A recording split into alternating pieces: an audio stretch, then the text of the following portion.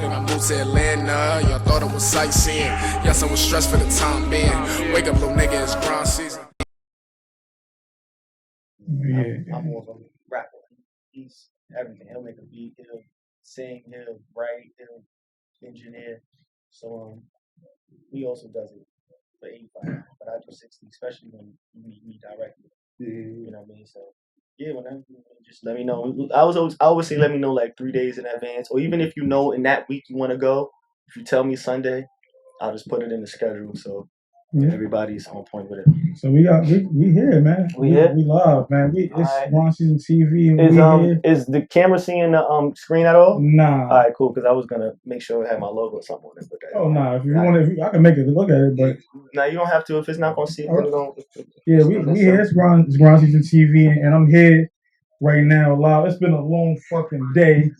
And I just almost lost my phone again. I'm here with Kool G MIMS. Don't forget the motherfucking dollar sign. Yeah. Grind Season TV was good. Hey, much, man. Thanks for having me, man. You're right. A lot of people interview them, but they never say, "Don't forget the dollar sign." They forget the dollar sign all the time. You know what I mean? Shout out to the real right journalists. You feel me? No offense to nobody, but that's a part of knowing your thing, man. Don't forget the dollar sign when you see me. I don't know, man. It's just a little different for people, but it is what it is. 100%.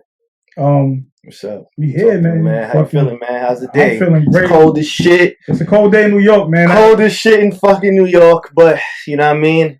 This is one of my last times in New York for a while. I'm actually moving to Vegas, so I had to get this done. Yeah, I peeped you say that when we was talking casually, and I'm like, did he say Vegas or? Yeah, that's what's up. City that gangsters built. I mean, what? No state taxes. Yeah. Weed is legal. Guns is legal. Hey, right, sound like a place for me to be. Sound like the place to be, right? Shit, I might be right behind you. My homeboy, shout out to my boy Kool. He got some real estate out there in Vegas. He been telling me come out there for a minute. So we're gonna start at the beginning, man. Mm-hmm. Kool G MIMS, don't forget the motherfucking dollar sign. Don't forget the dollar. We start here. Where does the beginning of your story? How it starts? Damn, you know it's Harlem. OD. You know it's Harlem. People say, "Oh, he's the son of the Kool DJ, the Kool DJ Red Alert." Excuse me. Correct. Kool DJ Red Alert and all this stuff, but it's still your story. Mm-hmm. So we start in Harlem. I'm from 110th Street. Between Columbus and Amsterdam, preferably. And that's actually, you know, so crazy. I grew up arguing with a lot of people like, that's not Harlem. It got changed to the metropolitan area. But honestly, like, nigga, that's 110th Street, nigga, across 110th Street. Sweet. Nigga, right? There's a song called Across 110th Street. Just so you know, nigga. So the next corner, the light post, nigga, is like the actual line of Harlem. But then that's changed a lot. Like, I've always used to be told Harlem was considered further out downtown than that, like maybe like 96th Street, 104th Street or something like that. But long story short, man, I was a kid that always had like interest in music and just expression in any kind of way. Now that I think about it, I used to be in like a camp, a summer camp called UTAC in my building. And I was like on the singing. I was on a choir. You was in the Hollywood choir? Well, we wasn't singing like gospel songs, or maybe we did, but we sung like real good. We sung like classic music, classic songs. She wasn't like she didn't do like religious music with us. You know what I mean? We had to sing like songs like "Lean on Me" and Marvin Gaye, and we sung shit like that. And R. Kelly before all that pedophile shit, right? Nah, we was kids. But shout out to R. Kelly. That's a legend, right? No, you know he had World's Greatest and stuff like that. So everybody damn near sung that song. I was right before that. I remember that. Yeah, I wasn't a World's Greatest choir, but I was like "Lean on Me," definitely "Lean on Me." I say that to say I always kind of liked performing and being in front of people and shit. And even with that, you know, I was saying earlier, I was in like a lot of movies and shit. So we talking about junior high school. By the time I was 13, I was already in front of a camera in like a sort of like major way. You know Mark by chance? Mark? That played Lil C's in Notorious. He was also in Brown Sugar. Yeah, so I don't know him, but I've come across him. I don't know you said he was a hooper. Mark a hooper too. Yeah. I used to hoop with Mark at that's fine. The bathhouse. That's hard. Bathhouse. That's bathhouse it. Go down. Bathhouse to go down. Yeah, that's fire. That's dope. And I brought that up because you said you was a performer, and before music, basketball was your love. So I just, you know, so I was gonna get into that. You know, it's so crazy. Basketball became I wanted to make basketball my identity more than music when I was a kid. Would you say because it was yours? It didn't have any association with because my dad is this person. Like that. Well, then I'm gonna tell you the truth. When I was young, who my dad was didn't even register to me. You know what I mean? I just knew that, like, yo, I hear him on the radio and I see him in the house. I see him on the TV and I see him in the house. He was on Juice and he was in my crib. You know what I mean? So that registered to me, but it still didn't. I didn't understand fame. You know what I mean? And bro, like I said, by 13, I was already in front of a camera, so I understood the dynamic of being what it took to be on TV. Like I knew that the glamour of fame didn't mean as much to me because I understood how it happened, how you can be on TV. I got exposed to that early. Basketball was more so because people like Michael Jordan and Allen Iverson meant more to me than Tupac and Biggie, respectfully, but you know what I mean? Kobe Bryant, they just had more of an impact on my life as a kid, more than the artists music I was listening to. I also, like I said, it's about exposure. So one thing I wasn't exposed to was actually recording music. I had never recorded music until my later years. So I didn't really understand what that was like. So I had no real vision. I couldn't see it for myself. I knew I could rap, bro. I was rapping in 8th grade. I was, writing my book reports. It was rhymes. I was expressing myself in my rhyme books and shit, composition books all the time. But I never recorded music. So I couldn't see myself as a rapper. I couldn't see myself making a song, but I could see myself making a shot. So basketball was my shit. And it was dope because I wouldn't have a lot of relationships that I have today if it wasn't for basketball. Basketball kind of allowed me to be around people as me, like you said, as George. Yeah, and in that regard, I understand because before on my way here, I was coming from Rochester. The reason I ended up there was football.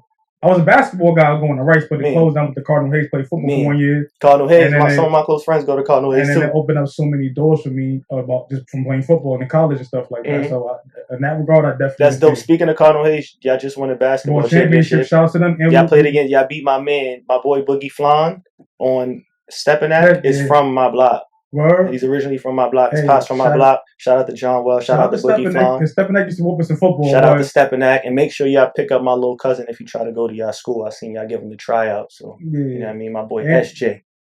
And at this point in time, Cardinal Hayes, when I last checked, was ranked number 4 in the nation in basketball. So that's major. Just New York, putting New York basketball on the map. It's coming back. It's looking good. Mm-hmm. Especially with another shout out to Boogie Flan, one of the first New York athletes to get a NIL deal. Mm-hmm. Especially in this era where you can now make money Name, with your own likeness. Mm-hmm. Yeah, so congratulations to where basketball is at today. Very happy. Staying right here just before we go back into a little rabbit hole. Because as an athlete, former athlete, yeah, you a little jealous, ain't you? I'm a little jealous. I ain't gonna lie. I'm a little jealous. Yeah, yo. All right, I'll be a little jealous. I wish I had Instagram when I was playing ball, or understood the magnitude that YouTube would become. You know why? Because my moms used to come to my games and take my shit, take me at the park, take me doing shit. I even got a few recorders of me playing ball like I was in college and shit. And I ain't ever put that shit on YouTube or think that could be marketing myself would allow me to be exposed to colleges, other schools, other opportunities. My boy is shout out to another dude I grew up with, my man Jemani. He grew up in Douglas Projects.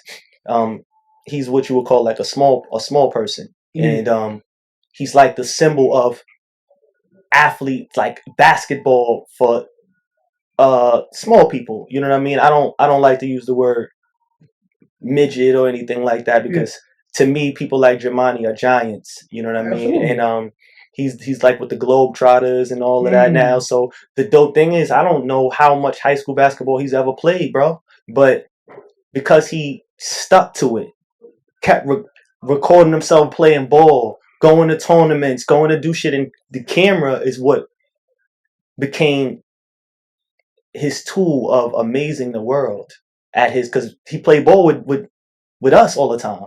Persistence.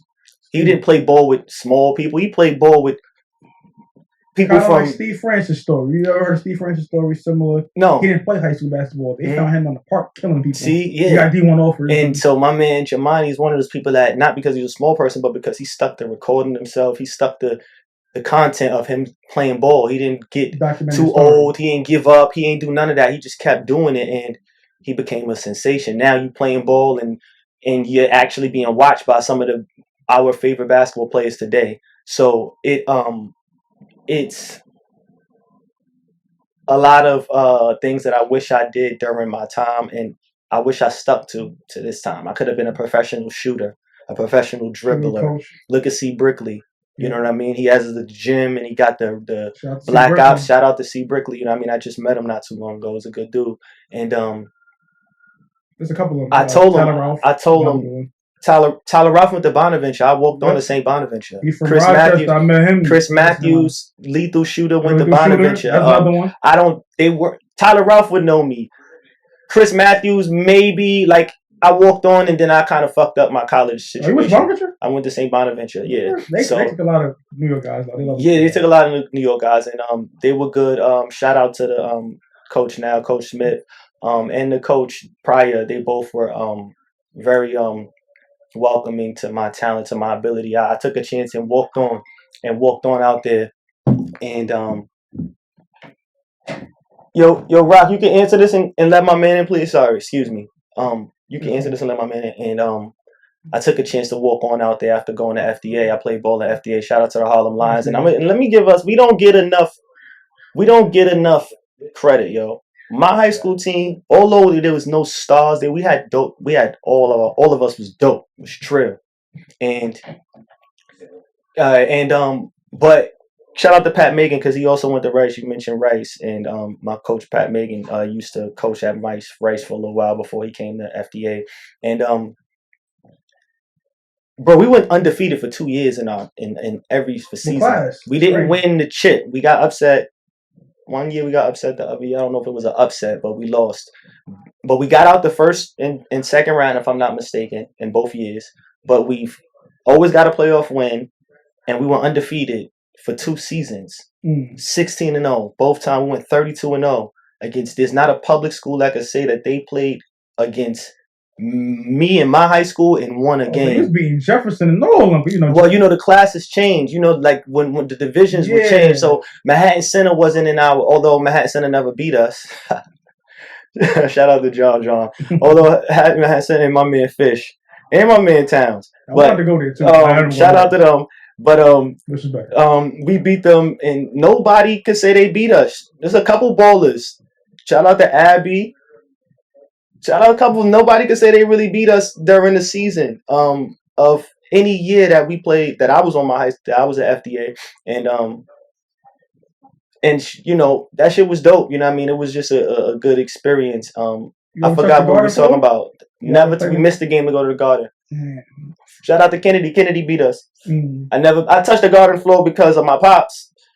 You know what I mean? But I never touched the Garden floor to play basketball. I'm yet to shoot a basketball in a Garden. I was in a tournament, right? I was in a little tournament. I was in a basketball tournament that the championship goes to the plays in the Garden, and something happened with the weather, and it ended up having to be played in their practice gym. So that's still missed opportunity to play in the Garden. Crazy. But I mean, one day it'll come. Get to shoot a shot in the Garden. I know you played in the GOAT tournament and all that kind of shit. I played in the GOAT. I got championships from the GOAT tournament. You shitting me? I might still have my jersey, my Metro Swish League. I played when it was Metro Swish League. I remember that. With Jemani. Yeah, we won the chip. I met Hugh and all them niggas. We played in the City of Champions. Yo, I was balling. I didn't even think about that. I was balling. I didn't average 30 and every shit, but I was good enough to make any team. I was good enough to start on teams. I was good enough, and I was playing with niggas' favorite players during that time, and at least in the Harlem kind of in the city, and even in New York City, the New York City record. I was Edgar Sosa, man. I already know you playing with some balls. Edgar Sosa. I played Edgar Sosa in the tournament. Never played with him. Played against him. But I know Edgar Sosa's story. I could have went to Rice when I was in high school. We was talking about Rice and my homies that set off from Rice. Shout out to all my homies from Rice. Shout out to Rice, man. Rice Raiders for life, man. And if y'all listen to this and y'all not from Harlem or New York during this time, you just might not understand. But what I'm saying is some real. legendary shit. Like, yeah, we talking Biggie era. We talking like True Religion and shit. That's when like that shit first kind of started. Like, you know what I mean? We talking like wearing Jordans. Niggas wore Jordans when Jordan was wearing the Jordans on the court. Like, nigga, you feel me? Like, we talking back. If Mike ain't wearing them, we wasn't wearing them. All of the colorways wasn't it. But you know what I mean? We talking like, nah, like niggas grew up during that era that was kind of very essential. Like a lot of the shit niggas wear today that think that's fly really kind of started during that time. Like with us, like we been kind of did all of that shit. I was like 15 you know what I mean? When I caught my first Louis belt, man. Come on, Louis like belt. Real Louis belt from Fifth Avenue. Like, yeah, like come on, bro. It was a little Prada, like Prada's back. We was doing that also, like in school, in high school. You know what I mean? Like that was we wore uniform and the Prada sneakers or the. Or if you didn't have, you had Diesels or you wore sneakers, regular black sneakers or whatever. But you had to be Jordans, J's, but you found a way to be fresh. You know what I mean?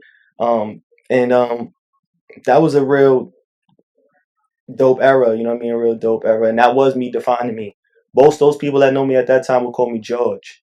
You feel me? Which I hate when people call me George. But you know what's so crazy about that era, because that kind of shaped the way, and that's going to lead into the Square Off story. Mm-hmm. You square off guys like Tiana Taylor at that time, because Tiana from Harlem, don't forget. Y'all shaped the way for us that came after y'all. That was we was more the Tumblr era people, like Dickie Simmons had his little run, ASAP Mob, Pro Era. Yeah. It's all that was set up from what happened with y'all. It was like this set, it was y'all, then it was us. Mm-hmm. You know what's so crazy? I give credit to Square Off OD. You know what I mean? Shout out to everybody that was rapping that era. Fresh Spirit, man. But then there was a lot going on. Like, you know, you want to talk about rap, Square Off meant a lot to me. You know what I mean? When I say I didn't get to see it, right? I got to see it when I met them because they had the recording studio in their crib. You know what I mean? As much as I was around my pops and I was in radio stations, that's one thing. But to see it really be turned into a song was different. You know what I mean? To see someone go in a booth and record it on Pro Tools, the process and the creativity and the way it made the room feel, that they were the ones that exposed me to that. You know what I mean? So that was the first time I really saw it happen and say, oh, I could do this. You know what I mean? I could do this. This could be done. And they're important to me, you know what I mean? But through them, I met a lot of the people of that offspring. But, you know, shout out to everybody in Harlem during that time. Like, you know, we said Tiana Taylor, but it was a lot of other people like Dub, Aura, and Team Aura. You had Naka and Naka, you know what I mean? $1 Million Babies. That's how, if I'm not mistaken, Rocky and them kind of, you know what I mean? HNV, ASAP Ferg and them, like, they're all responsible. And I give them more credit during that time. I was shy, bro. I wasn't really open about how much I was connected to the wave. You know what I mean? I knew everybody, people knew me. But I wasn't like flamboyant. Like I was still learning the swag. You know what I mean? Like I was straight basketball. I was straight put on some sneakers. Who want to go play ball though? You feel me? That's what I was like. I didn't even talk about making music until later on. And I got closer with Slim and Sal and started telling them I really wanted to do it. And they're important. They're important to my inspiration. And they're important to the story of Harlem today. They are. We really can't can't tell a story of Harlem and today's music in New York. Yeah, not at our age. Yeah, not at our age. Yeah, not at our age. I'm sorry, again, the first one. Tiana Taylor's story starts with them two. Came through there. It came through that brownie. Listen, I remember being in the crib and I see like, yo, Amon Shumpert, no disrespect.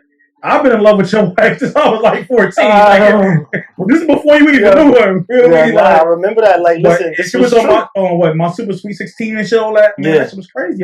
Shout out to anybody I missed out, because there's other people I'm thinking about, and I hate to miss people that I know was rapping and giving it up at our age and at our time. You know what I mean? I was telling Nino Man before I knew him. I said, I remember you in the like Yellow Biggie nigga in the cypher. Rapping and shit like that. Somebody we missing some vocals. I remember watching him on World Vocals been out for shit. Back in the South. We talk about the impact. I'm gonna touch on this too before we get off this topic. Like, nigga, when MySpace, the whole Skonex to MySpace, like these were important figures in those waves. You know what I mean?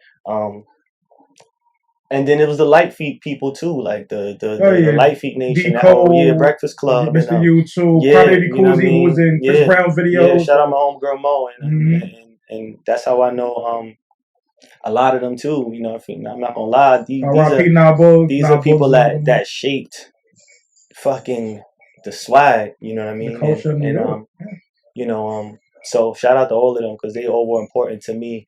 And you know, most of them all went to like FDA, Cardinal Hayes, Rice, Cardinal Spellman for the girls. Yeah, they like it's certain schools like where people that was swag. Shout out my man Cash Flow. Cash Flow was first young nigga I seen on like TRL from the hood. Like little shit like that meant something. We didn't have social media to brag about it and post a picture up for days. You know what I mean? We had early Smack DVDs when we usually see Lux battle on Freestyle Friday. Yeah, like you know, Murder Mook and all of them. Like these are all the people that. But Murder Mook came when it was a sign of YouTube. You feel me? Like YouTube started becoming. He's one of the people that helped bring that. Not just Murder Mook. It was like Reed, but when his battles started transitioning to YouTube. You feel me? When you ain't have DVDs. You had to go on YouTube to watch the battles, and that was one of the reasons. You know, Murder Mook is really Smack DVD, but I'm saying when I was in like college and shit, the way we watched them shits was on YouTube. You know what I mean? You couldn't come. Wasn't in the hood to pick them up. It wasn't in the hood to pick them up, so we had to hope nigga posted on YouTube, and we would go on YouTube, and that was the only reason why I went to watch him and read dollars and shit like that. But these are all people that would in rap that help motivate me. That's why I'm bringing them up, because I remember these people. I remember looking up these different people during that wave and not even thinking about what impact that was being left. And we said a lot of people. One more person shout out before we go on the next topic. Vado was definitely Vado too. I remember Vado at the basketball Vado games. With the great Biggie on rapping in the freestyle. See, before I even saw Vado rapping, I met Vado. He was at a basketball game. I didn't even know he rapped, but he just was. He had the whole swag. Harlem aura, like everybody was paying attention to him. He was talking his shit. He wasn't even playing, but the fucking Vado was another nigga that I seen a lot of niggas. Rugby. Yeah, I'm not gonna lie. So shout out to them. Shout out to all of them. They all have a tremendous impact on the swag. Absolutely. Yeah, my bad. I'm gonna turn my phone. Nah, you good. Picking your name. That's one of the things I want to know. You stuck with the Kool. Because you know sometimes people want to come out, they don't want to be associated with my father's this, my mom's that. Right. You kept the Kool in your name. What made you do that? And the GMIMS too. We want to explain that. GMIMS. My name is George Mims. That's simple. You know what I mean? I turned it into acronyms. An acronym in my rhymes just to give it context. Yeah. Don't forget the $sign just meant don't forget the S, and don't forget to turn the S in my name to a $sign. And Kool really came because when social media started getting strong for myself, and I wanted to unify all the names, GMIMS was just taken on all the platforms. You know what I mean? I tried to do an Instagram with GMIMS, and that shit, somebody got them shits blanked out. They don't even using this shit. It's just, I don't know if it's just somebody who just hating or somebody that just knew I was gonna be a star and just said, let me lock these pages up. That's cool. But so Twitter, it was like that. On Twitter's like that, and on Instagram, almost everything is all kind of like fucked up. So I did Kool to pay homage to my pops. I got dragged on it when I first started coming out. I used to kind of like do email blasts of my music and shit. And this is blog site era. So like, you know, I'm talking about like two dope boys. I know two dope boys. I'm talking about shit like that. So I'm on this this website called uncut.com. Tried to like violate me because of my name and shit like that. And is that too loud? Huh? Is that too loud? Nah, you good. All right, they used to violate me because of my name, and vocals was good. My G, we was just talking about you on the podcast. Shit. Yeah. Hold on, let me get that camera. Yeah. You see my nigga? Yeah, legend right here. Yeah. Look at the camera, bro. Look at the camera, bro. Yeah. Shout out to yeah, talk to the vocals, yeah. I'm out here, you know what I'm saying, trying to live out here while making niggas dying. vocals. When we get some new music, man. Shut up, what? When we get some new music, man. We've been waiting. Coming out, then an album coming out called 50 New Vocal, then a mixtape after that called Underrated. I'm going all music right now. I'm doing all features too right now. I'm going feature crazy right now. That's what I'm really doing. Yeah, let's go. Mixtape coming out. Yeah, go. Yeah. Yeah, bro. Just had to shine the light where it deserved to be, my G. 100. Yes, 100, my G. Talk to you later. Got 10 vocals on rock. That's the first I gotta listen to. When I was in college, that live on Lennox, I had like niggas upstate. They like, what the fuck is that? Niggas 10 vocals, nigga. Just 10 vocals. Put y'all niggas on. Back to the south, you heard? That's why I'm glad that happened. Like you too, man. Be good. Man. What you doing? So yeah, man, these people kind of just they shake the shit. That's why I'm calling them home. But what I was talking about the social media. Pick your name and they so Uncut tried to get crazy on me because it was like, oh, crazy. The audacity of him. Wait a minute, to the public live. We recording. The audacity. I'm good. Mic check. Alright, good. So the Uncut was talking crazy about your name. Uncut was talking crazy about me, my G. They did some shit like, yo, the audacity of him to take Kool G rap. Because that's what they thought I was taking his name. They think I took the whole Kool G and just put MIMS behind it. But then they even went deeper because they like, yo, he took the Kool G and then added the This Is Why I'm Hot dude name. Like, what kind of guy is this? You know what I mean? He's taking all the names. So then they looked me up and they saw that my name, found my government name and shit. And they was like, oh, okay, well, we know where the G MIMS came from. But, they kind of made some sense of it. But they started out with trying to make it seem like I was Jack and Kool G Rap's name, but I ain't give a fuck because my pops was cool before Kool G Rap was cool. Respect the Kool Herc, and I've known that's the OG too, so he ain't have a problem with it. So I'm fine by that. As long as you dope, I don't think G Rap would have cared at all anyway. G Rap just cares more. Shout out to MIMS. MIMS, show me love. I've seen you say that too. Not related. Not related. Yeah, but I be telling niggas not related because people always kind of ask me if it's like him. Shadows, bro. No, you can have those. So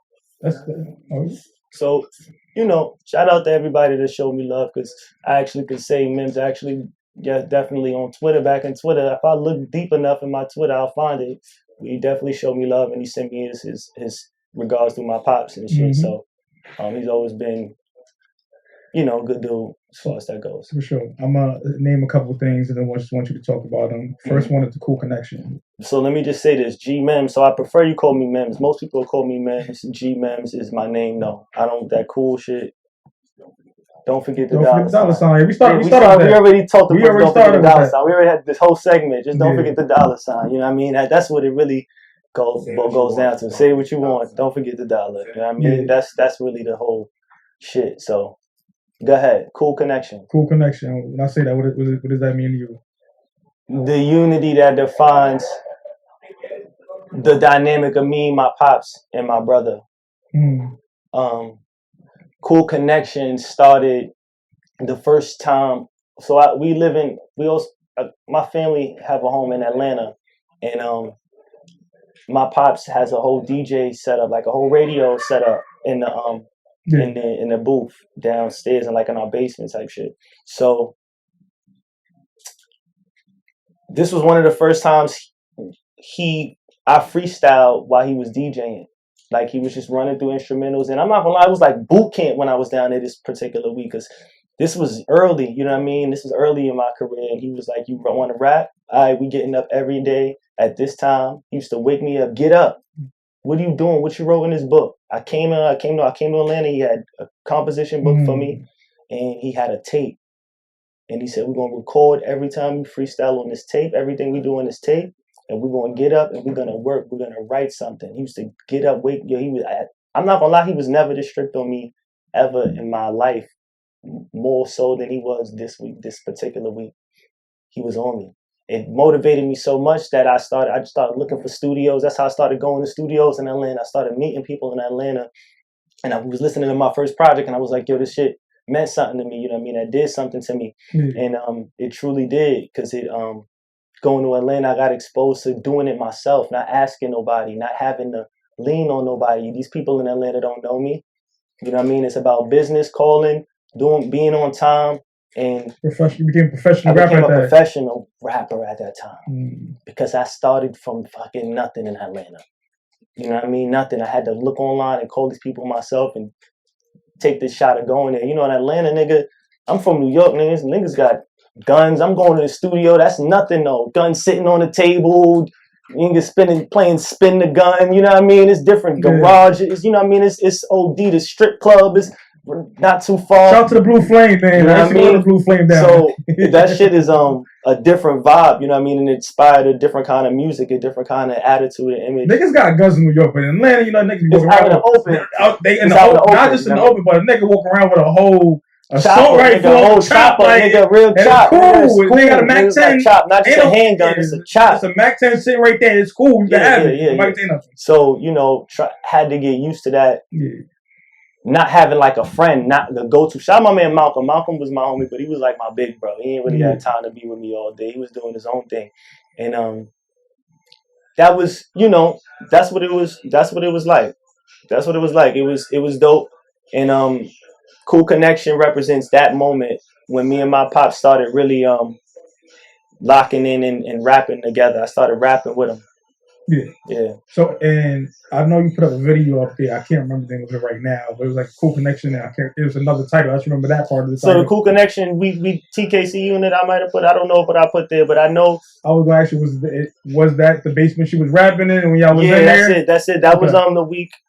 So honestly, that was the week I did. We went to the BT Hip Hop Awards. I was on. He got honored. Chris Lighty got honored after not too long after his passing. RP Chris Lighty, he got honored. So I had the luxury of going to the BET Awards with my pops and shit, which was pretty dope because I got to kind of expose myself as an artist. I got to walk the red carpet and get interviewed and shit like that. But like I said, that was still the beginning of social media. You know what I mean? Like if I look back to that Instagram post, it was like the old way. You know what I mean? I don't really repost old posts like that. Yeah. I live like a hip hop life regardless. So I don't take it for granted, but I'd rather just keep showing you my journey than kind of reposting. I'll use it for something later, you know what I mean? But I have a lot of like experiences and exposing myself with my pops in that early time in Atlanta. Atlanta was super dope. Atlanta is that shit. Yeah.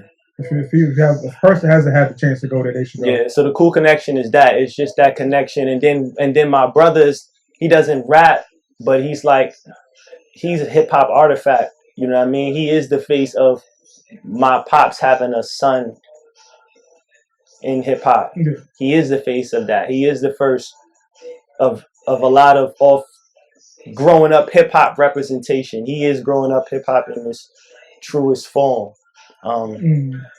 So that dynamic of all of us, and when you get us three together, you're gonna like the way we interact for any type of like you see some of it on Drink Champs. Yeah, and if you watch Drink Champs, you could see a little bit like how we after a while it's nothing we can't talk about in hip hop as a dynamic. You're not gonna get some authentic perception from. You know what I mean? And that energy that we have together as three is the Kool Connection indeed. You know what I mean? Kool paying homage to the big homie. Anytime you see Kool, it's really to pay homage to the big homie. You know what I mean? So, and then the way we connect is thus that together, the Kool Connection. Absolutely. Is the music too loud? Forgive me asking. Nah. It's good money? It's fine. I'm able to filter it out. Okay. So cool. Okay. I would say this, right? Next thing I wanted to bring up in your thoughts, you bring him up a lot in your freestyle, Fred the Godson. Fred the Godson mean to you. Happy birthday, Fred the Godson. His birthday recently passed. Happy belated to my guy, Fred the God. Yes. And it's Harlem. That's Harlem personified. Well, he's from the Bronx, but Uptown personified is Fred the Godson. Yeah. Like he got the Harlem swag, but he's from the Bronx. Fred is one of the best lyricists ever. I say artist because even if we talk about because when he flipped Marvin's room. Well, I'm gonna say rapper. I'm gonna say rapper ever. Yeah, bars wise, ever. not bars wise. That's why I was gonna say lyricist, but then I'm gonna say rapper, because he's a rapper. Yeah, he's rapper. He's a rapper. He's not just a lyricist. He can make music as well. Mm-hmm. Some people are just lyricists, and they may not be able to make music. Fred makes music. Fred is a rapper, and he's one of the best I've ever seen in my life. Like face, bare eyes to flesh. Watch you create, watch you write, watch you do it over and over again in the same day in such short time. One of the best ever. And we are in Fred's house, so yes, and we're here. Like I wouldn't be another person instrumental to my career, bro. He fucking is the reason why I'm where I'm at today. If anybody put me under their wing that was a rapper, Fred the Godson was here with me a lot of nights. You know what I mean? I used to record him. I learned how to record myself because I used to engineer him when he stayed late. When Arsa leave, yeah, I'll stay here late with him. And that nigga's that nigga. I know a lot of people because of him now. You know what I mean? Like a journey of mine used to always be kind of like doing it without my pops. Meeting him was one of the greatest blessings because it allowed me to network truly without asking my pops to do something to carve my own way. Yeah. Helped me a lot in my relationship with him. Yeah, he's the man. Shout out to his family. Shout out to his daughter. We're actually kind of like related in our families are relatives. You know what I mean? We have mutual relatives. Yeah. And you know, I go to his birthday celebrations with his family. I've been in like prayer meetings with them. Those are a bunch of angels there. And shout out R.I.P. Big Fred also. His father passed away recently also. But that family is just such a blessed family. Shout out to Izzo. Shout out to Russ. Yeah, shout out. Russ is a good guy. I've talked to him a couple times. They are beautiful people, and I'm glad that I know them. I'm glad that I know Fred. He always believed in me, bro. He posted me when he was around other artists. He introduced me, told him I was nice. He did little things to create relationships for me and other people. Fred is great. I used to go to the casino with him. He got me into going into the casino. Like, nah, I'm not gonna lie. When I like, nobody had a problem with me being with Fred. Like, girlfriend, nothing. Like, when I said moms, nobody. When I said I was with Fred, people knew I was with my pops. Everybody knew I was okay. Like, yo, you ain't come on, I'm in the casino with Fred, or I'm staying with Fred. You alright? I ain't here. I'm with Fred. All right, cool. Tell Fred, tell anybody, nobody that niggas knew when you was with Fred, you was good. You know what I mean? You was good. Real good. Stand 100%, stand up. Like, that nigga was that man, bro. He was a fucking great individual. You know what I mean? And I'm shit, where we at, we wouldn't be here. This wouldn't be like this. This atmosphere wouldn't be like this if it wasn't for Fred. So it's a lot of people's careers, a lot of people's situations wouldn't be that situation if it wasn't for Fred. Fred is he means a lot to a lot of people. Shout out to him getting street name after him. Street name after he deserves. It's not a boulevard, it's a street. I remember it happened actually when I interviewed Ars last year. Yes. And it was like, yo, it's a big thing. Big thing. And talking to you, I could see how much Fred to me and you. I remember talking to Ars. He had all them plaques on his walls. Mm-hmm. And his relationship with Fred, the things that he did with Fred still meant that much more to him than the plaques. That's 100%. In the other room over there. 100%. So, I got my first plaque because of Fred too, though. Shout out to Fred. I got my first plaque for being a part of his collection that met, you know, his success in streams and sales and shit like that. So, shout out to. And he still got a lot of music left, man. We got a whole project that's about to come out. He dropped one project, posthumous, then he got And then he got so many features with he did music with everybody, man. He's your favorite rapper's favorite rapper, man. You talked about the Bronx, and I wanted to cut you off and tell you Fred is in my Bronx. Oh yeah, list. You know what I mean? We was talking about KRS-One earlier. KRS-One, Fat Joe, Pun, and then Fred. The Godson is right there. That's Mount Rushmore if you want to talk about the Bronx. Yeah, if you want to talk about the Bronx, Fred is Mount Rushmore. And then Remy. I'm gonna put Remy up there Remy up there. I'm gonna put Remy 5. Remy 5. French is on her. French is kind of on her, but I'm gonna put 5. Hey, I love French, but for me, like new French is new French. I'm just talking about the catalog. When you gotta catalog it together. He's a legend at this point. I mean, A Boogie up there too. A Boogie already on a young smoking run. So, you know, what I mean, it's going. That 5 is going, but I'm gonna give it to Remy right now. I'm gonna say Remy's that. Been around a long I time, gotta put a woman up there. I'm pro women, man. I gotta put the woman up there, man. She got it. They gotta be represented. They gotta be represented.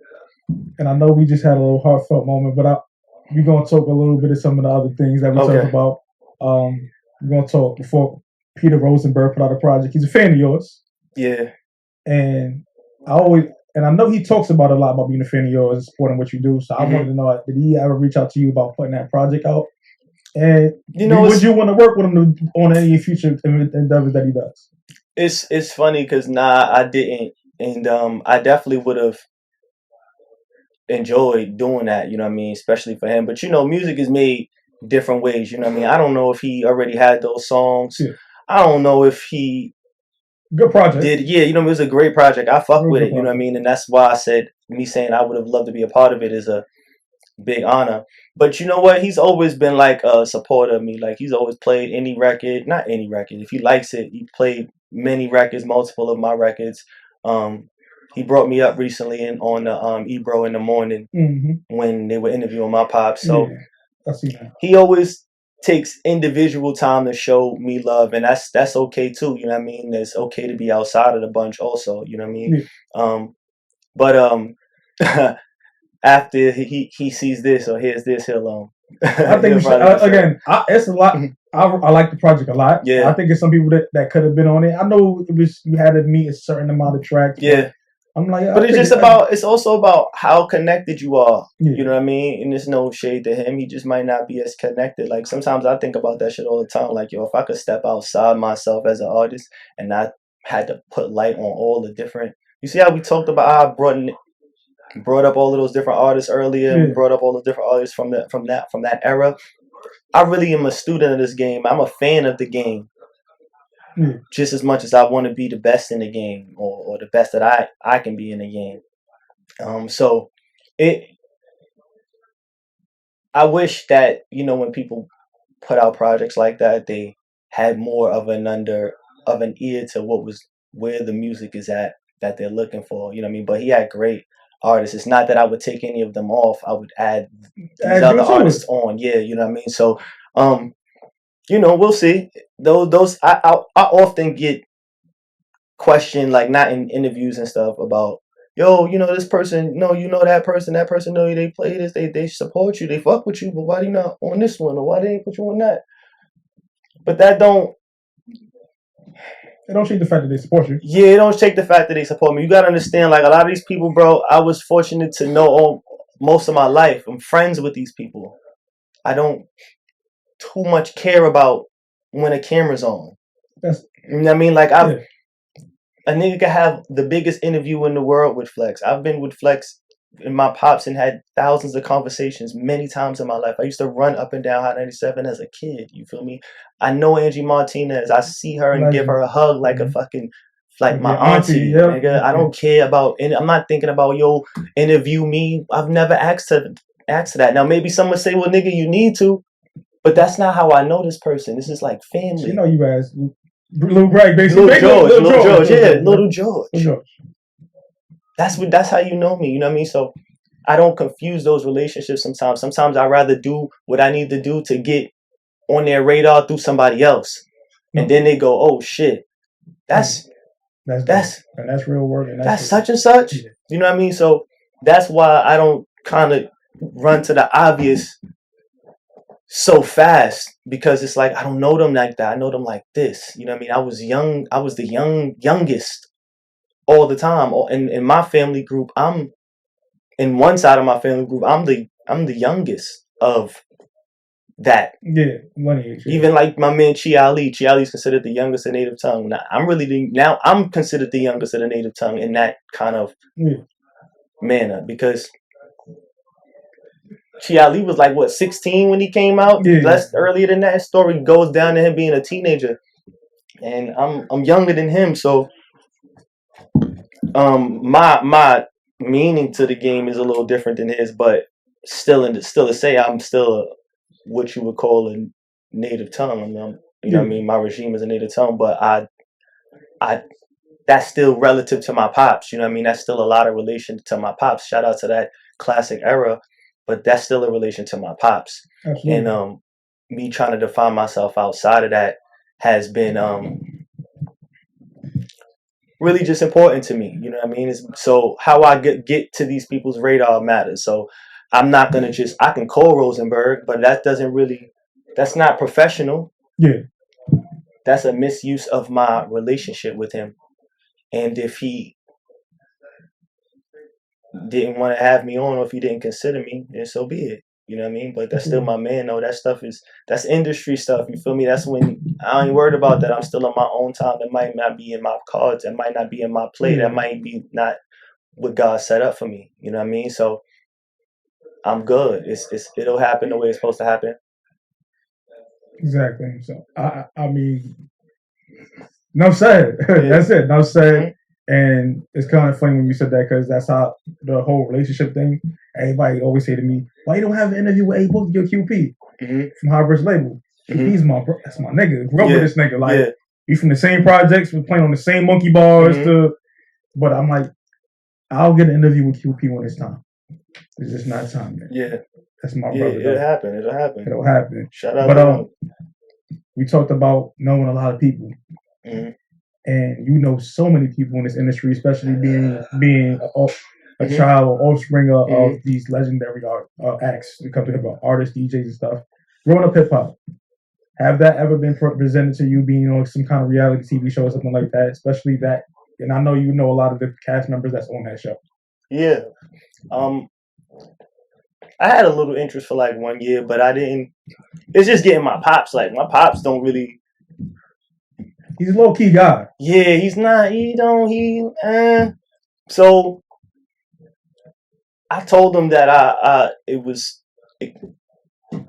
sort of came up the possibility. You know what I mean? I don't know how far in the administrative corporate ladder it went up, but the idea was brought to me. I was at a couple of their events and stuff. Shout out to my boy OnStar. Shout out to Vina. And a couple other people, shout out to them, and but I don't know. My pops he just wasn't really digging it like that. He not always for that type of stuff. You know what I mean? And to reality shows can be a little tricky. You know what I mean? You got to make sure you have some control of the creative content and how they're gonna portray you. You know what I mean? So.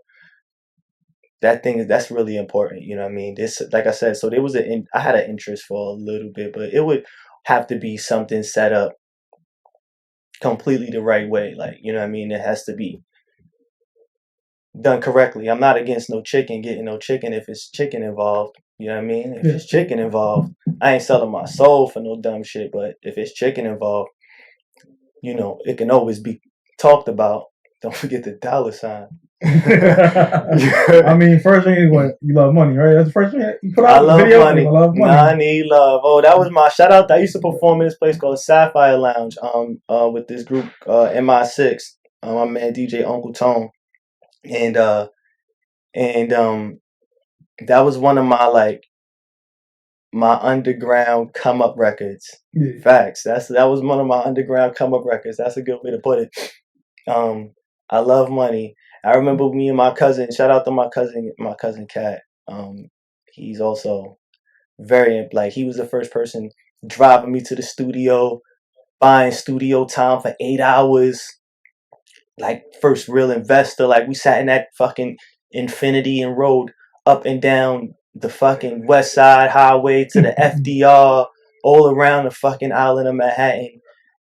writing rhymes, smoking, rapping, freestyling, him challenging me to do shit. He ain't really write, but he would like try to throw me topics and shit, try to battle me and shit, just to keep me sharp. We go through every fucking beat that we could fucking find, and he'll just put a fucking recording on, voice memo on the iPhone, and we'll record ourselves. Damn, my bad, bro. I gotta start thinking about my motherfucking cousin. I Love Money came out. We started fucking. He used to do beats on the MPC. He had got an MPC from our bro Amir, and he just did the dun dun dun. He kind of really played that on his own, and I started just flipping when I'm alone in my room or when I'm out with a bro. So I was like, I wasn't really like in love with no girl at the time. So I was like, I love money. You know what I mean? This is really where Don't Forget the Dollar Sign started. Now that I think about it, like, I said it first doing this song. First time I said Don't Forget the Dollar Sign, I was doing this song. MIMS. And I said, money is me. Don't forget the dollar sign. That's MIMS. Money is me. Fuck, that's fucking fire. I said, the first time I said Don't Forget the Dollar Sign was in I Love Money. And I turned I Love Money into a fucking song instead of a girl. It's about $1. It's about money, you know what I mean? Loving money, how it don't come with feelings. I can have multiple of them, and you know what I mean? Like that shit was kind of a clever way in the hood. Fuck with that. That was my underground come up record, and I became a better performer with that song. I went through a lot of showcases.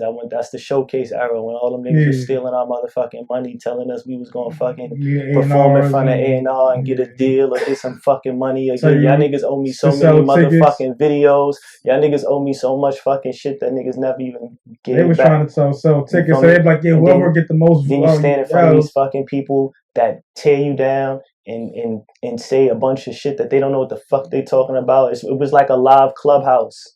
You feel me? It was like a live clubhouse. A bunch of niggas talking like they know what the fuck they shout out the clubhouse. Shout out the clubhouse. We here for a check. You heard? Yeah, don't forget the dollar. You feel me? Shout out the clubhouse. I'm just talking about the people on it. It ain't clubhouse. It was the people using it. You know what I mean? And I remember during the pandemic, experts or nothing. Yeah, just acting like they know shit, listening to niggas' music, giving niggas their opinion, and look what happened to Capella. Niggas told him, if I'm not mistaken, I was on some of them shits that he was on in Clubhouse playing his music, you know what I mean? And I know some of them niggas that, I know some of them Clubhouse rooms that was telling people their music wasn't of their liking and shit like that. So that shit reminded me of showcase time. And I met MI6 and Uncle Tone, and it wasn't like a showcase. It was, but it wasn't like charge you any money. It's nigga, you nice, come on, nigga. Get on this stage, nigga. And the crowd started wanting me to come back. They started requesting that a lot. And I Love Money was that's my shit. Shout out to I Love Money. And that's the first video. I made that little video. I made a little video on the fucking my MacBook. That was one of, you know what I mean? It wasn't, I don't know if it was even selfie time during that time. It was just, I had a MacBook that could record myself, and I made a video, and in the context, the credits, low budget film. It could be low budget videos. Low budget giant facts. No low budget, budget don't matter. You feel me? Fuck it. That's what I did. That was me. Absolutely. Yeah, MacBook. Don't forget the dollar. You know what I mean? I'm mentioning all y'all niggas in my life story and shit. Absolutely. Send me that chicken. So we know you definitely got bars, man. Thank you, man. Some legendary, some very influential stuff. Funk Flex, Sway in the Morning, bars on I-95, man. Thank you.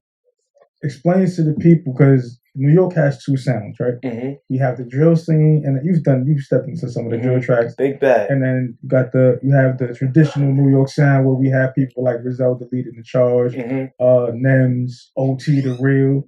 Oh shit. Who else we got?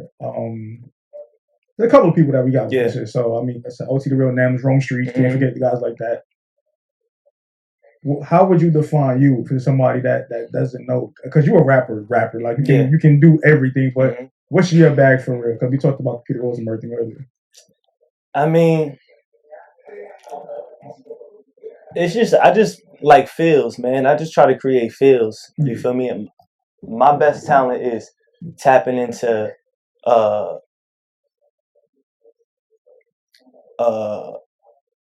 an experience I've gone through and being able to describe the way I dealt with it mentally or dealt with it perceptively. And honestly, that shit just comes naturally. I don't go into nothing like, I don't go into no song or no creative situation thinking about what image I have before I make the music. Yeah. I don't think about what lane it's going to tap into, what style. I just create. You know what I mean? It makes me feel a certain way. I'll rap like this. Now, I also take a concept and I'm good on concept. Like, you know what I mean? I just like bars. I like being creative. I'm an artistic person. You feel me? So if I could use my words and paint it better by connecting it to a reference or some shit, that's just what I do. You know what I mean? I'm around people, like I said, like Fred. I'm around a lot of rappers also, you know what I mean? It also becomes a lot of the influence of being around nice niggas. I'm learning from nice niggas, you know what I mean? I'm learning from the Jungle Brothers and them stems native tongue. So I'm listening to people like Q-Tip and I'm listening to, Tribe Called Quest. I'm listening to Mos Def. I'm also listening to Wayne. I'm listening to DMX. I'm listening to Eminem. I'm listening to Jay. I wanted to rap like them. You know what I mean? That's really where it came from. I don't know what bag it is. I want whatever bag that's all of them in a bunch.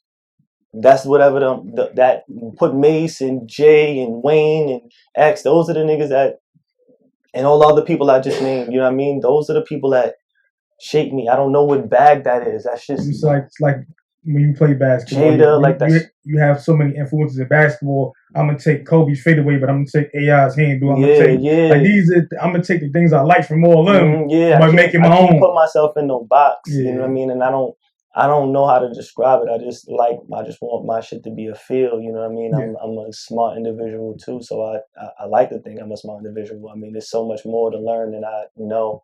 Let me say that. I'm smart enough to know I don't know. St. Bonaventure ain't no easy task. I'll tell you that. I went to Bonaventure. Shout out to St. Bonaventure.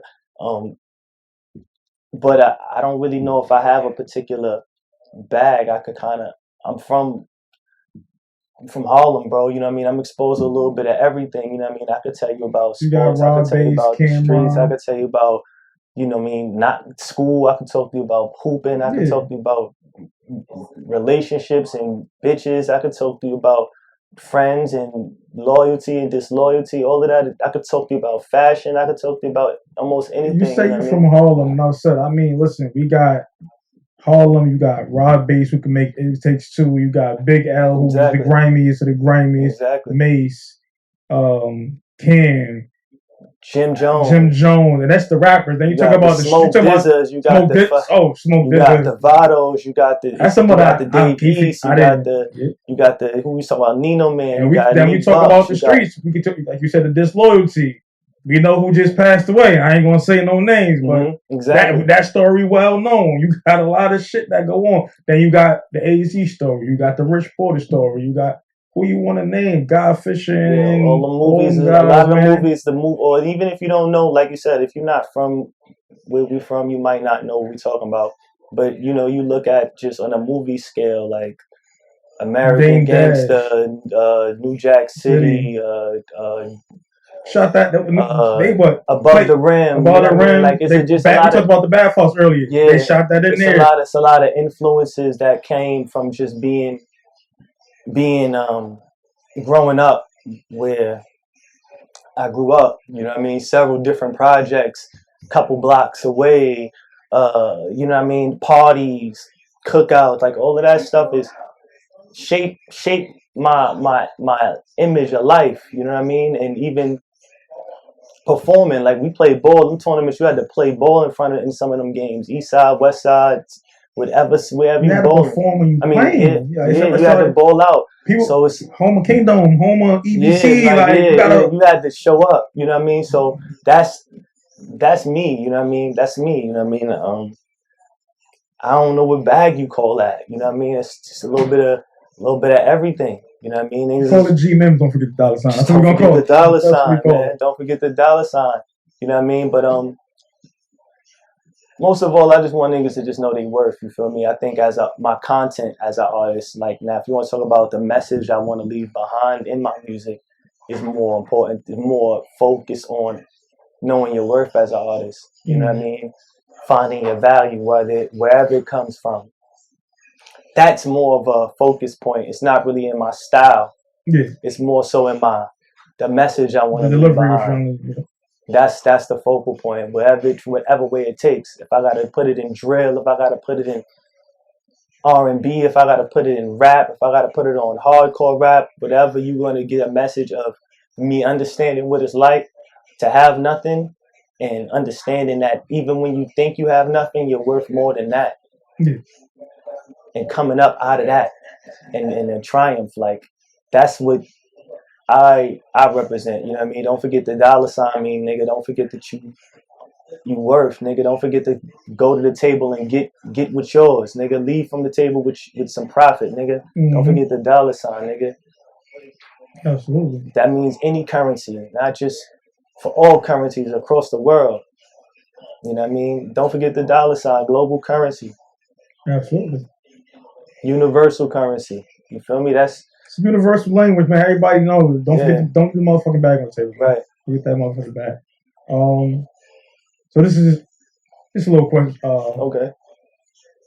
If you could pick and not even right now, anytime, artists that you want to work with right now, because I know you definitely say you listen to a lot of artists, you fuck with a lot of people's music, but you still do your own thing. But is there anybody right now that you like? Damn, if G-MIMS had a song with this person, this shit'd go crazy. Mary J. Blige. I'm speaking into existence. Mary J. Blige. You heard? You heard?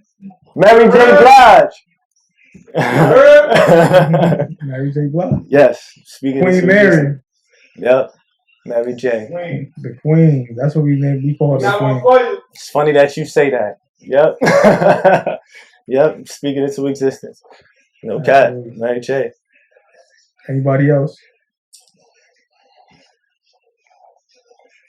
It's too many to say one. You know what I mean? It's so many to say one. I could say it depends on what you mean. Like, I don't know what level you talking about. Anybody. Because when I said Mary J, that's really that was an easy answer. Yeah. Because people like you grow up, you listen to artists. Like, if I was a rapper, and I think it's like I would definitely want a song with Mace. I'm like, I don't care if you're a pastor, Mace. Yeah. We gotta have a song together, and you gotta be Murder Mace. Mace is in my top 3. See, Mace is in my top 3. If I had to think like a favorite standpoint, you know what I mean. But I'm talking about and that's the answer right there. Just him being in your top 3, because I got Mace pretty high. They like Mace. I'm like, you gotta be where I'm from to understand why Mace is so high up there. R.I.P. Fred. I used to argue with Fred that Harlem World is like a top 5, beginning to end. Yeah. Album. Double Up, people call it a flop, but there was some shit on Double Up. I agree. Same niggas is on there. Start from scratch, but Mike's son is on there. That's OD. Come on. Yeah, 25 Hours to Live is on Harlem World. No, Start My Life from Scratch. Start My Life. Yeah, that was like one of the last songs. Mike's son, Shine, and Loon. When Loon first, if you talking about old Loon, when he was Looney Tune, different kind of thing. I'm not gonna lie, I'm a big Mace fan. But Mace is like one of them people to me, if you thought about it in the league, he's like the short career, like the super nice, but like Penny Hardaway, Tracy legacy Brady, forever, Brandon legacy Roy, impact. I think if I'm not mistaken, like Brandon Roy. You're a basketball guy, so I know you will understand the Brandon Roy comparison. I'm not gonna lie, I'm gonna tell you this. Shout out to Harlem. Mace is still, if I'm not mistaken, the highest selling solo album from Harlem that we got. If I'm not mistaken. He is. So maybe he don't gotta do no more music. And he made, when that came out, he was 19 and 98. So he was 18 when that came out. 97, 98 was Double Up. He was 19 years old with that much success. That's still, if I'm not mistaken, the biggest selling solo album from anybody in Harlem. G-MIMS, if you was 19 and you had Harlem World already out and you was dropping Double Up, do you think you would care about making music? It's like, yo, I dropped Harlem World, bro. Yeah, so I like Mace a lot. I actually got to speak to him like once or twice I was honored to just that, but he's dope. He's a big guy, man. I'm gonna say the other person would be like Cole or Kendrick, Mary J, and like then Cole or Kendrick. I can see you and Cole or Kendrick, but you and Cole definitely. Yeah. And like Cole, you know, so I'm gonna take you back to Rosenberg, because Rosenberg was one of the first people also to put me in. He rolled me to a fucking high school, a Hot 97. Some Hot 97 promotion shit in high school, and he used to tell me, like, he used to compare me to him, and that shit used to kind of like that. Those moments are moments that motivated me. So I ain't need, you know what I mean, like that album shit. You gotta be thinking about that. He was a person that when he compared me to them, I was like, really? He was like, yo, it's kind of like you give me that vibe, and I was young in my career, so I'm kind of like he's always been supportive. Yeah. He's always been super supportive. So yeah, I'm gonna say someone like Cole or Kendrick evenly. But there's a lot of artists I like, man, that I think are amazing, and I would love to do music with them. I would love to see you work I would love the world to see you on that main stage doing a lot of things. You're doing a lot now, but if they see, like, because with stuff you and Fred got stuff you got to talk, it's just like you got things. But if it's a sound that the world needs to hear, because New York is so diverse, and it's not, again, you got to think about Native Tongue is from New York. So is the Lox is from New York. Wu-Tang's from New York. We just talked about Mace. That's all Jay-Z. All of them have their own different style, all being from New York. So it's not the same. And Busta's Native Tongue too. So Busta, I mean, shit. But even if you go beyond, like, Nicki Minaj is from New York. That's what I'm saying. About French is from New York. We just talked about that era. Nicki was a major part of that. Like, I had to explain the other day. To guys, because they didn't. I'm like, yo, when Nicki came out with "Beat Me Up, Scotty," niggas, not just women, niggas was out there like, yo, this shit is hard. Playing it out the truck, like, that's a fact. That's a fact. You would hear her rap. Cardi was from New York. Cardi from her too. So yeah, like, these people from New York, you know what I mean? Even down to Jennifer Lopez. You want to get we talk about people with diamond. We talk about people with diamond records. Yeah, these people from New York. So I mean, it's just a lot of influence. It's just too much influence to just say I'm. And I see where you say you can't confine you to a box, because you said Cardi. Cardi had the song with Maroon 5. She has a song with NUL, and she has a song with Megan Thee Stallion. All that do number one. So you can't confine that to a box, because there's so many influences, so much talent there. Correct. And we don't have a ASAP Rocky if we confine ourselves to a certain box. You know what I mean? So ASAP Mob as a whole. ASAP, the whole mob. Influence the culture. Yeah, you know what I mean? So, you know, so that you just can't box anything in nowadays. I don't box nothing in. So anything's truly possible, especially in this era that we're in, you know what I mean? So yeah, man, I'm glad to be a part of that culture. I'm glad to be a part of this culture. You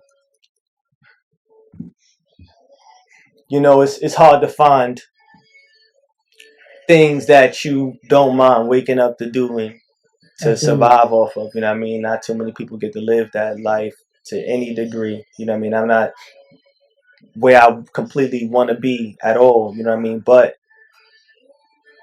this is this is what I survive off of, you know what I mean? This is what I do, you know what I mean? So I'm glad that I have a gift like this, and I have the ability to even reach people and be an influence to people that I see coming up, you know what I mean? Like, that's another thing. Like, we're still all in rare times. We're still in rare times and very organic times in the culture. Hip hop is about 45, close to 45 years old, maybe 46 years old, 47, maybe close to 50 years old.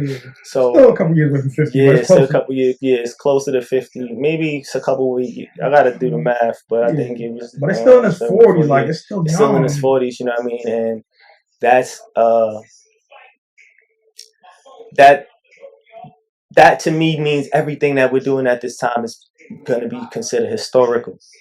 It's going to be people hundreds of years from now looking up the hip hop history, and everything that we're doing, as long as it's documented, will be considered an artifact of that. It can't be erased. So this is bigger than us, you know what I mean? And I appreciate giving that culture back to the people. You know what I mean? I used to even do like I used to teach hip hop to kids in school. Like, but when I was working, I used to work for like Harlem Children's Zone. I was a hip hop specialist, bro. I was a hip hop specialist, and it was kids like T.J. Porter that was in that school. Shout out to T.J. Porter. You feel me? Like, you know what I mean? Like, I know T.J. Porter from being in the school I worked in, nigga, as an after school hip hop specialist, where I was keep teaching kids how to structure rhymes and showing them how to like rap the beats and use bars and shit like that. I mean, I took him to the DJ Academy with DJ Scratch. I took him. I had Shirt Kings fade from Shirt Kings. Back then, you seen they used to have the spray painted shirts and shit that was made by a nigga by a team named Shirt Kings. So Fade came and gave an exhibition to the students in the school and everything. Like I gave them like hip hop experiences, and it was kind of really dope to see a nigga like T.J. Porter.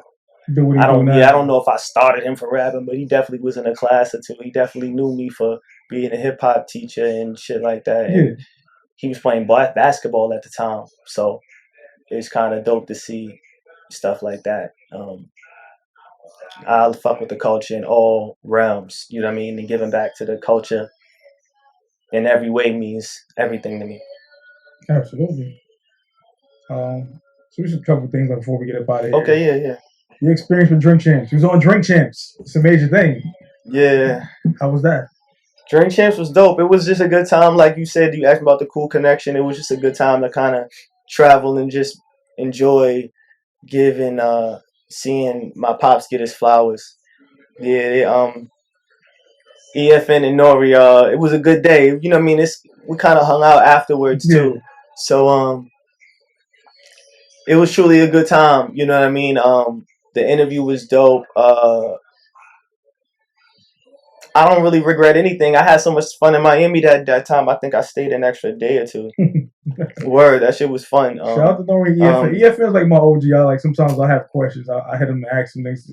It started off by me just sharing things with Drink Champs, and then we kind of built a little rapport. Yeah, Drink Champs is definitely fire. I fucks with Drink Champs. EFN is dope. I'm about to do we're about to do the Father Son podcast. On the 23rd. The 23rd. So Fatherhood podcast. Yeah. So I know you smoke too. I'm surprised when you get smoke champs up.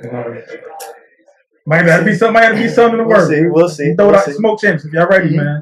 We'll see.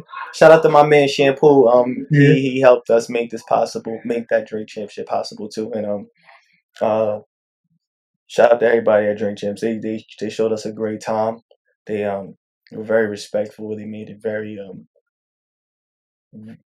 very comfortable for him. Like I said, he don't do too many things that's like outside of his focus, outside his vision. But shout out to him. He got the Red Alert experience going on up until March 31st. It's in Port Authority Bus Terminal. Okay. He has an exhibit in the Port Authority Bus Terminal, and he has Red Alert Experience Festival July 31st. July 31st, look out for that Red Alert Experience Festival. July 31st. He's doing some shit. He got some shit that he's putting together, and it's gonna be pretty dope. So tap into that soon too. It's gonna be a lot of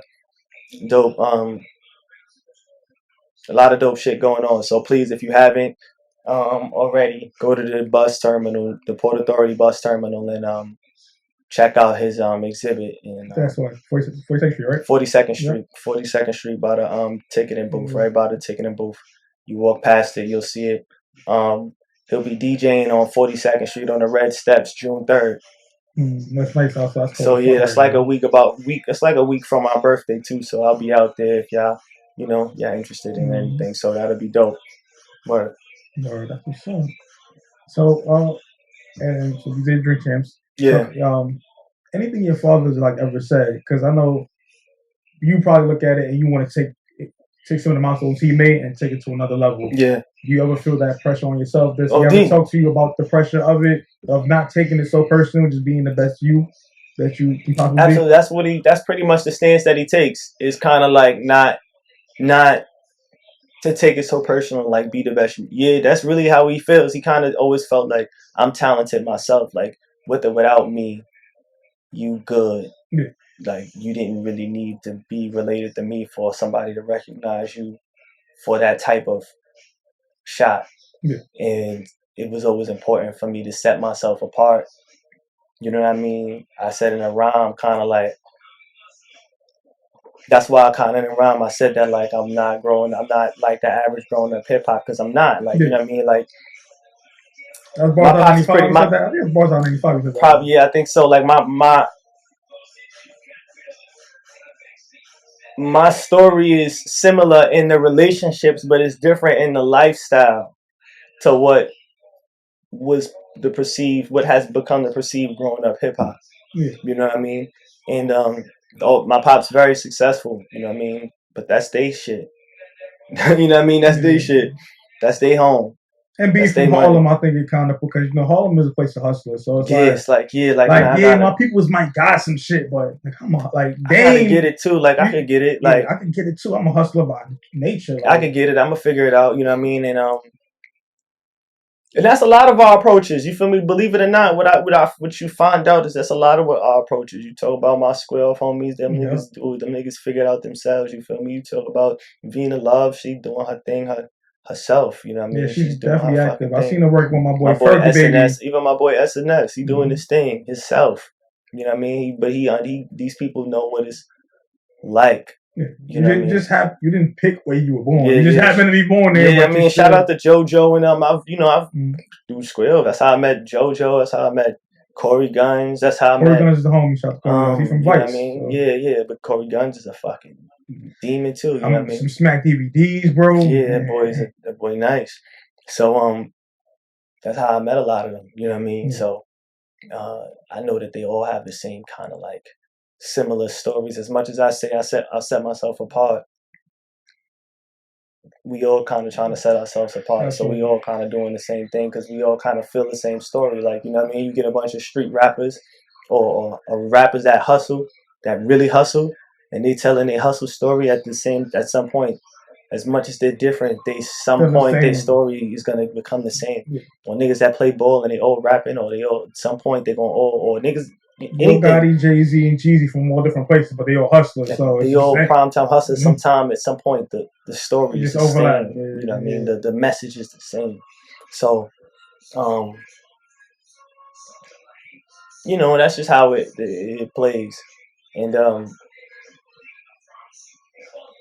expand on that point, because you did say that your father always said be the best you that you be. Yeah. And we talked about Fred Godson earlier. Do you think your father definitely was happy that you found Fred on your own, because that was something that was more organic to you?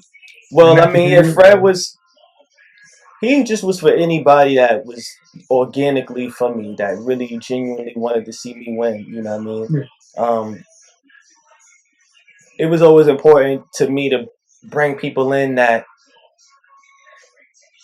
had a strong sense of loyalty, and a strong sense of respect for what I represent when I show my face in this hip hop industry. You know what I mean? I represent more than just myself. I still recognize that. Yeah.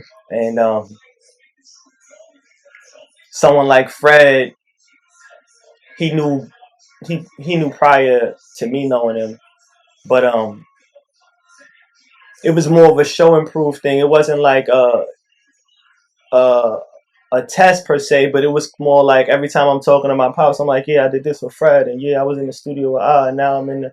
Shout out to my man Els, because my man Laurent introduced me to Arsonist, and being in Arsonist studio is how I got reacquainted with Fred and started being around Fred more consistently. That's really what happened.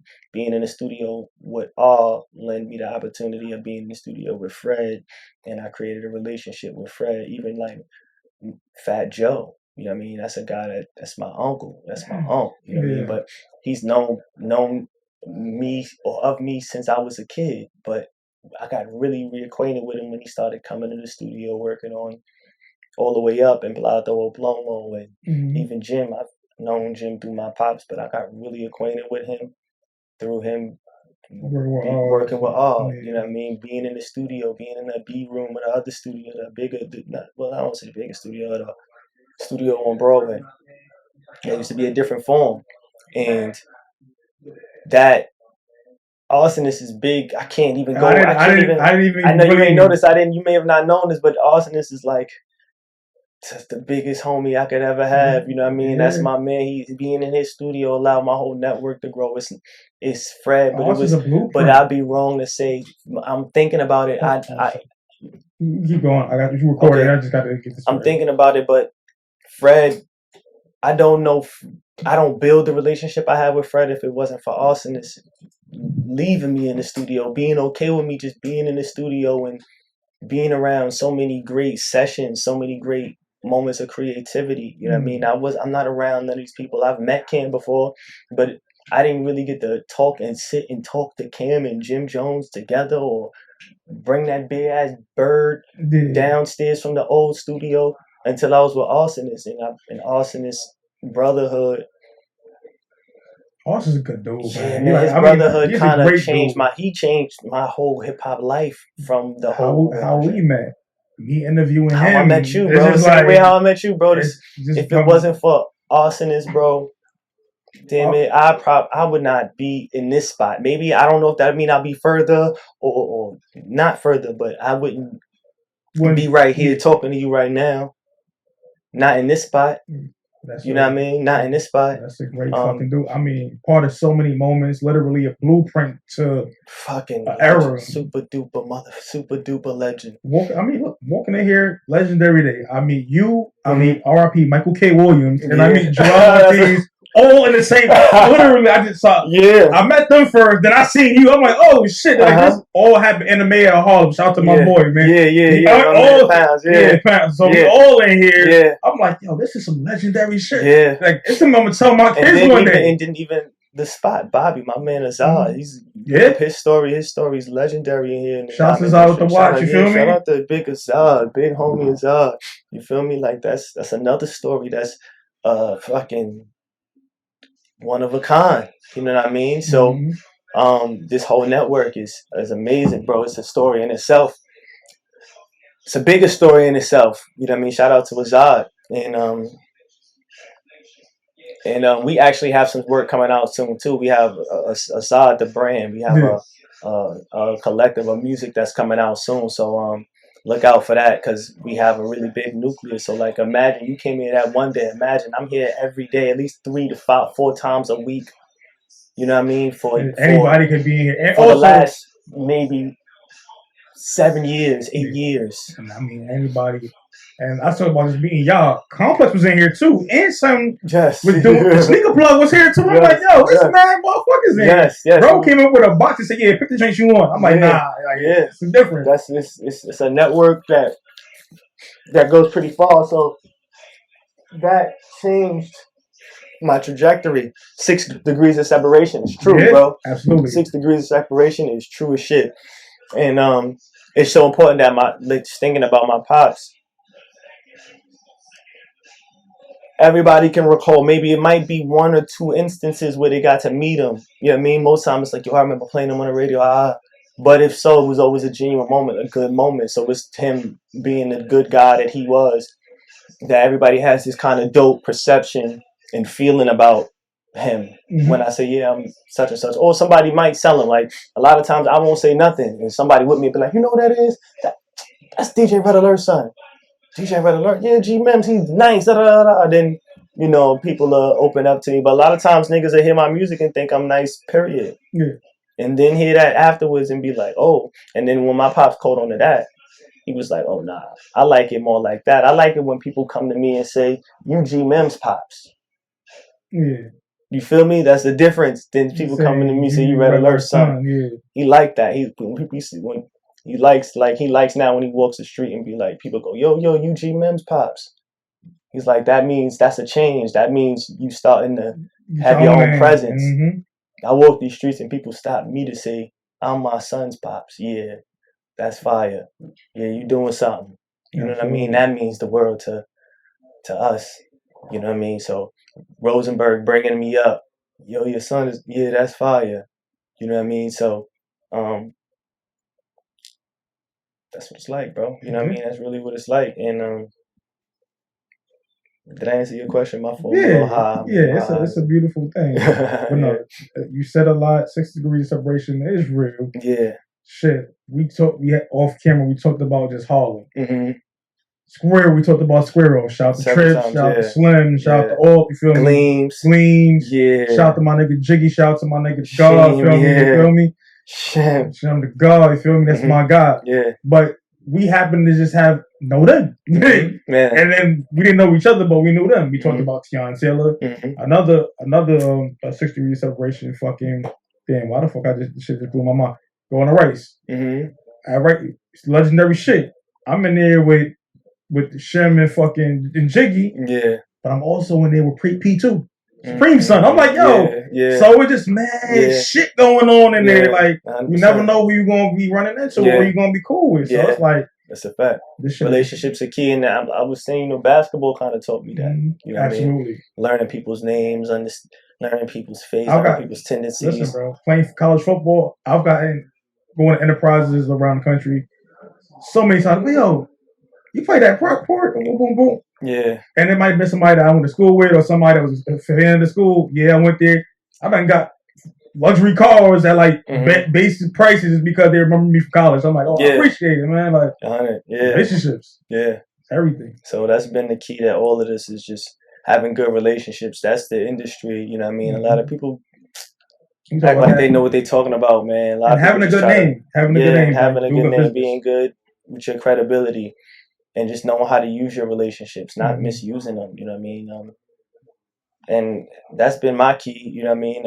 There's more to learn. Don't get it twisted. There's more to learn because there's more to gain. And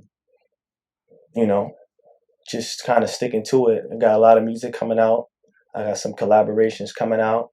And I'm glad you brought that up because I want to end that with that. With the music and stuff. I got some music coming out. I'm just talking. I got a lot of songs that I really like that aren't going on a project that I'm gonna just start dropping. And then we gotta bring the back catalog back to date too, because you know. Everything we talking about the music, like I gotta do that too. I don't know if I want to do it like as a part of a announcement. Man, I gotta think about how I want to roll it out, or I just might sneak them in. Been what? It's been a lot of years. It's like 10 years of music. It's like 10 years of music. We do a 10-year anniversary, something like that, man. Hey, yeah. Like we seen when Nicki Minaj did with Beat Me Up Scotty 12 years later, huh? Yeah. 10 years of music. So that's it's pretty. Maybe I could try something. I'll look it up. So I'm gonna do something with my backlog, and then at the same time I'll be putting out a lot of this new music that I have. I got a lot of good vibes coming out, and I just look forward to everybody enjoying it and just doing more. You know what I mean? Like I said, collabing with a lot more people. People like OT The Real, people like MIMS and Griselda. I definitely want to do music with. Definitely got to get in the ring with them. You know what I mean? One thing I got from Fred is you got to want to be in the ring with the rappers. Yeah, you know what I mean? With the dogs. You feel me? I got Axel Leon. That's another boy that go crazy. You know what I mean? So, I mean, I did music with Axel and Fred, but 38 Special you brought up. Those they go in. So and we talk OT. I had a chance to see OT The Real, NEMS, and 38 Special. 38 Special, the thing called Special. I think last month in Syracuse. Yeah. I knew OT was nice. Yeah. But when he performed, like I got some of the footage actually on the show. I'll show you a little bit of it. Yeah. That shit was crazy. Yeah, I'm like, OT nice. OT get busy. Like he fuck all the other background shit. I'm gonna just rap for y'all niggas, man. OT nice. OT nice. He gets busy. Yeah, he is. So NEMS is the flash. OT is I'm gonna just hit you with bars all day. Yeah, right. But either way, niggas is nice. So I'm gonna be putting out some music real soon. And I just look forward to that. I look forward to, making that feel, bringing that feel, adding to the feel that's been out, this good creative space where everybody can be. You could be a drill rapper, you could be a bar rapper, you could be a female rapper, you could be a transgender rapper and have a lane, you know what I mean? Yeah. And no offense to nobody, LGBTQ community rapper, and you can have a lane. There's lanes for everything, you know what I mean? And That's honestly the sign of a good space. Eastside crackhead is famous. Eastside crackhead. Look, feel me? You ain't like that's a fact. Eastside got balls. Plenty bars after Sin City. Plenty bars after Sin City. I seen him rap plenty times after Sin City. He got a video, I think, got 66,000 streams on YouTube. Yeah, that's a fact. So the point is, it's a lane for anything. You know what I mean? In music now. So I think that's a sign of beauty, though. You know what I mean? Some people have a problem with it, but it just shows how far the culture has gone. And I'm down for all of it. I'm down for all of it. You know what I mean? I do think the dissing on Dead is a little scary, but I do think that dissing on Dead is scary, but I can't stop freedom of speech. What you do, this is music. You know what I mean? You can't kind of put a control on one part of it, and you kind of gotta accept it. You know what I mean? But other than that, I'm down for all the music, bro. I'm down for everything. Anybody want to connect, collab, hit me up on my Instagram, Kool G MIMS, KOOLGMIMS. You good? You good? I mean, we heard your music the whole time. We got good promo. So yeah, man, it's just the whole project, the whole network is coming out soon. A lot's installed. Good producers. I worked with a lot of dope producers. Shout out to my man T on the beats. Shout out to my man Destin Smalls B. Shout out to my bro Hassan. My last project that if you hear any beats in the background, that was Hassan getting busy. Yeah. He was getting busy. My man Hassan, that was my man Poet actually, but my man Hassan did my project That Instrument. If you ever listen to That Instrument that I just dropped, that was fully produced by Hassan and executive produced by the Heatmakers. You know, that was a dope project to me too. We talked about Don't Forget the Dollar Sign, and that's more of that kind of like knowing your worth. It's on the shirt, no? Yeah. You already see it, right? You see it? Don't forget the dollar sign. Let me make sure I'm yeah. You feel me? So merch on the way. More to come. Merch on the way. Website. I had a website, KoolGMIMS.com, but it'll be back up. I'm getting it reconstructed for my products. Yeah. And so I see the underground. We talk about OT and because you know they be killing with the vinyl game and stuff like that. Yeah. You getting into that too? Yeah. I had a I collect the vinyls, bro. But I had, you know what's so crazy though? I have my album. Don't Forget the Dollar Sign. My project. I don't want to call my album. My project. It came like it's an NFC card. It's like an album. Yeah. I was selling it through my website as well and through my Instagram. My project is an NFC card, so it's not a vinyl, but it serves as it's still like your own MP3s, and it also has a list of other things that are connected with it. Sort of like attachables, like you would do it in NFT, but it's an NFC, so you could just tap it to the back of your phone, or you could connect it into your computer, and you can download all the MP3 files of the album. You get your own album, like a CD, like a digital vinyl, like something like that. You get your own collection of the music. It's not a stream. It's not any of that. It's your own copy of the album. Yo, Rich, you see my coat right there, the Calvin coat? Yeah. You can pass me that? Shit. That's some questions I had. Nah, shit, hold on, no, I got. You got NFC. I'm trying to see if I got the album on me. Oh yeah. I wasn't trying to just bounce on you. Oh no. I was trying to see. Damn, I don't think I got that shit. I might have cleaned my pockets out. I had one on me. Yeah, but you can purchase it. Hit me on the gram or on my website when it's back up. Absolutely. They'll be available. It did pretty good too. A lot of people copped it that way, which kind of turned off my streams. Like it kind of offset my streams because it's a direct music directly to you. Yeah. So maybe I gotta find a way to, I want to look that up.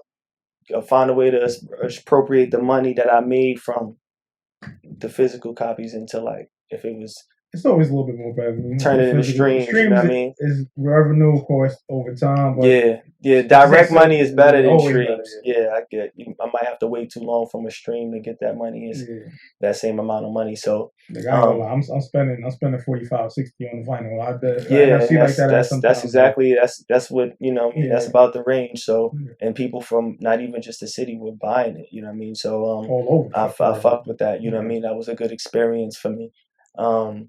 So I'll definitely be doing that again as my form of vinyl and stuff. But I plan on doing the whole setup: vinyl, cassette tape, CD, NFC, card, fucking merch. It's gonna all come at like a roller coaster. So look out for it, man. Definitely. And as up until then, follow Kool MIMS. Don't forget the $. Don't forget Red Alert Experience coming July 31st. Port Authority Bus Terminal. Exhibit 2 is available out now until March 31st. Until then, go cop that instrument. Look out for that backlog drop and the next collab that's going. I'm gonna drop first. Subscribe to the G MIMS page on YouTube. Yes, subscribe to the page. Check out them freestyles. Shout out them. I just got a reaction from T Go Crazy, and he did pretty good on my reaction. That was pretty dope. So check him out, and if you're an artist, keep grinding, keep going. Don't let nobody fucking tell you can't. And there's always a way, you heard? And growing up hip hop, it's not a no. It's just don't forget the $. Don't forget the $, and just make sure that the business is right. Any show, it's not a no. Just don't forget the $. That's it, man. That's it. Just it got to be right. You feel me? And that's it, man. I mean, and honestly, I'm honored for any consideration like that. You know what I mean? I'm always. I appreciate all these moments, man. Nothing is just given. Nothing is given. None of this shit was given. A lot of this took a lot of emails, a lot of going to shows and bumping shoulders with people. You know what I mean? That shit took a lot of grind. You know what I mean? This shit is not given. So bless, man. That's it, man. G MIMS, don't forget the $, man. Thank you, man. Grind Season TV. Absolutely. I appreciate you so much. TV, man. And we about to be out of here. Kool G MIMS. Don't forget the motherfucking $. Right. And my boy been an actor. Low key, if you didn't know, the kid that was out there with the putting the water up on the fire hydrant on the DMX video. That was That's me. This man right here. Yo, 50. Yeah, that was me. I need that. That 50. I ain't gonna lie. I got more than that on my resume too. 50. What's up, 50, man? Green light gang. Listen, I know. Green light gang. You heard? Power. Yeah, nigga. I think. The Kane Serious. Sign me up, that's man. old New York. Green light gang. That's old New York is G MIMS, man. Yeah. So just put him on there. If you got Joey Badass on there, get bro on there. Hello. Make sure this is your promo video, right? Make sure this part is the promo one. Hello. You feel me? That's it. Godson TV, Kool MIMS. Don't forget the motherfucking $. We out here. Appreciate y'all. Just put my shit in the car, then I moved to Atlanta. Y'all thought it was sightseeing. Yes, I was stressed for the time being. Wake up, little nigga, it's grind season.